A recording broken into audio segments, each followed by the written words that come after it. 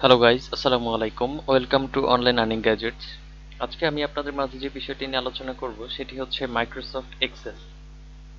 যারা অনলাইনে কাজ করছেন, অর্থাৎ দৈনিকই যারা অনলাইনে কাজ করছেন এবং ফ্রিল্যান্সিং বেছে নিয়েছেন, তারা তাদের জন্য ভিডিওটি আসলে অনেকেই যারা নতুন এসেছেন ফ্রিল্যান্সিং সাইটে বা বিভিন্ন প্রকার সাইটগুলোতে যেগুলোতে এক্সেল শিটটা খুবই প্রয়োজনীয়।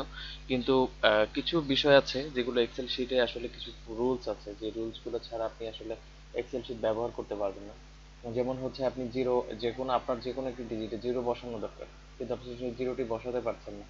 কিন্তু আপনার ক্লায়েন্ট অবশ্যই আপনাকে এটি বাধ্যতামূলক করেছে, আপনার রিকোয়ারমেন্ট দিয়েছে, আপনার অবশ্যই এটা দিয়ে জিরো বসিয়ে দিতে হবে। অর্থাৎ জাস্ট আপনি একটা ফাইল সেন্ড করলেন এক জায়গায়, তখন আপনাকে বলা হলো যে আপনি ফাইলগুলো সেন্ড করলেন না কেন, মানে এই ফাইলগুলো এরকম এলোমেলো কেন, বা এটাতে জিরো বসেনি কেন।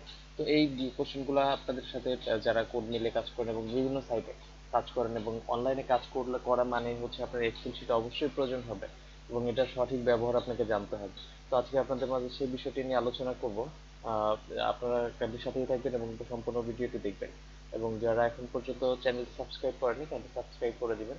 তো আমি প্রথমে একটি এক্সেল শিট তৈরি করে নিলাম, এবং তৈরি করার পরে আমি আপনাদেরকে প্রথমে দেখাবো যে বিষয়টি, সেটা হচ্ছে আপনারা সেলটি একটু বড় করে নেবেন যাতে আপনারা দেখেন। আমি এখানে যদি জিরো দিয়ে কিছু সংখ্যা আমি এখানে তুলি, তখন যাতে আমি যতগুলো জিরো দিই না কেন এখানে কিন্তু একটা জিরো থাকবে না। তো জিরো বসানোর একটি ফরম্যাট রয়েছে। যেমন আপনি একটি ঘরে, অর্থাৎ এই আপনি ফরম্যাটটি যদি শুধু এই ঘরটিতেই সেট করেন তাহলে কিন্তু শুধুমাত্র এই ঘরটিতেই হবে, অথবা আপনি যদি পুরো এক্সেলটিতে সেট করেন তাহলে কিন্তু পুরো এক্সেলটিতেই সেট হবে।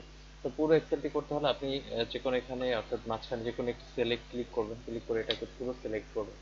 আর যদি আপনাকে যে কোনো একটি ঘর করতে হয় তাহলে সেই ঘরে ক্লিক করে সেই ঘরের সেলেটি ক্লিক করে আপনি করতে পারবেন। তো বিষয়টি হচ্ছে, অথবা আপনার যদি এক সাইডের পুরো সেলগুলো, অর্থাৎ পুরো রোটা করতে হয়, তখন আপনি এই যে এই জায়গাটাতে ক্লিক করবেন, এই নিচে আরো চিহ্নটা যখন আসবে এটাতে ক্লিক করলে দেখবেন যেখানে পুরো যতগুলো আছে, এই যে রো গুলো সবগুলো একসাথে সিলেক্ট হয়ে গেছে, আপনাকে একটি একটি করে সিলেক্ট করতে হবে না। তো এই বিষয়টি দেখানোর জন্য আজকে আমি ভিডিওটি করছি। তো বিষয়টি হচ্ছে, যখনই আপনার প্রয়োজন হবে জিরো বসানো, আপনাদেরকে আরো একবার দেখাই। যেমন আমি যে কোনো একটি ফোন নাম্বার দিয়ে দেখাচ্ছি।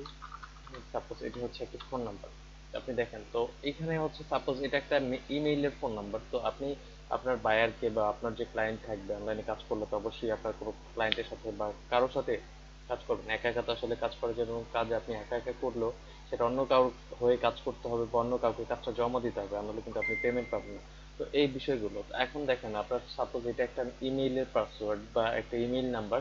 আপনার কাছে যেমন বাইরের একটা ক্লায়েন্ট আপনাকে নক করলো, নক করে আপনার ফাইবার বা হচ্ছে আপওয়ার্ক থেকে আপনাকে নক করলো এবং বলে দিল যে আহ, আপনার বাংলাদেশের যত নাম্বার আছে, বা বাংলাদেশ বা অন্যান্য যে কান্ট্রিগুলো আছে যত নাম্বার আছে, যত নাম্বারের মেইল আছে, সেই নাম্বারগুলো আপনি আমাকে আহ, একটা লিস্ট করে দিবেন।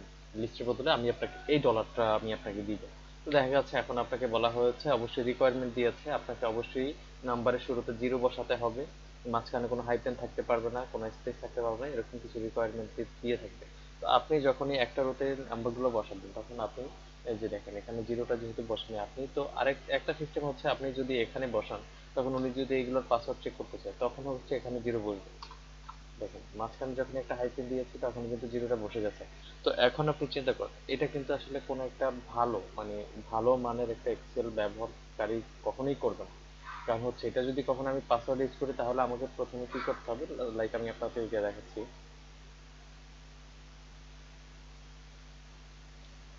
লাইক মনে করেন যে আপনার এই নাম্বারে একটি ইমেইল রয়েছে, যে কোনো একটি একটা মেইল আছে। এখন মেইলটা আপনি এখানে দিলে মেইলটা আসবে, যদি মেইলটা থাকে তাহলে আপনি বুঝতে পারবেন যে আসলে এই নাম্বারে মেইল আছে কিনা। তো প্রথমে আপনি যখন এটা দিবেন, দেওয়ার পরে এই নাম্বারটিতে মেল আছে কিনা আপনি দেখবেন যে এতে কোনো মেল নেই, আর মেলটি যদি থেকেও থাকতো আপনার কাছে পাসওয়ার্ড চাইতো, যখনই আপনি পাসওয়ার্ড দিতে হতো তখন আপনাকে এইভাবে, সাপোজ আমি আপনাকে আপনাদেরকে একটু ইয়ে করে দেখাচ্ছি। যেমন মেইল আছে, তো মেইল থাকাকালীন অবস্থা আপনি যখন পাসওয়ার্ডটি দিবেন, আপনি যখন এখান থেকে উনি অর্থাৎ আপনার ক্লায়েন্ট যখন এখান থেকে পাসওয়ার্ডটা এটা কপি করবেন, তখন তাকে তাহলে এখানে এসে যখনই দেখেন মাঝখান থেকে আবার এক ক্লিক করে আবার এখান থেকে হাইপেনটা তুলতে হবে। তো এটা না তুললে জিরোটা থাকবে না, মানে আবার এখানে যদি পাসওয়ার্ডটা আপনি যদি হাইপেন সহ করেন, এখানে আবার পাসওয়ার্ড দিলে পাসওয়ার্ড ম্যাচ করবে না। ঠিক আছে? তো এখন পাসওয়ার্ড ম্যাচ করানোর জন্য আমাদেরকে একটা বিষয় সেটা করতে হবে। এই যে আমরা এই যে এইভাবে যখন এখানে যখন কোনো হাইপেন ছাড়া জিরোটা আসে, এখানে আমাদের সেম হাইপেন থাকলে তখন আর আমাদেরকে নাম্বারটা দুইবার কপি করতে হবে না, এবং একবার কপি করলে আমরা সেখান থেকে বারবার আমরা কপি পেস্ট মানে পেস্ট করতে পারবো, যে কোনো জায়গায় আমরা পেস্ট করতে পারবো।